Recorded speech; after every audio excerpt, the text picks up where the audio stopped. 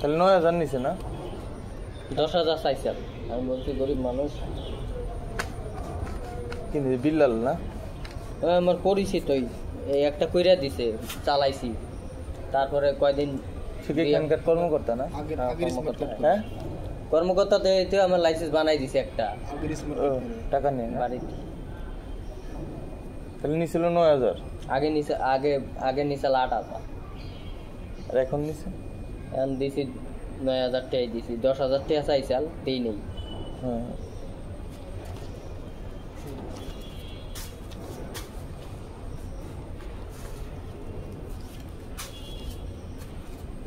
সে কি এখন আসবে নাকি আসতেছে? আস্তে আস্তে আসলে স্যারের লোক কথা বলে ই করে দিই, কি লাইসেন্স ঠিক করে দিব। এই জন্য তো আইসি, নাহলে আইসি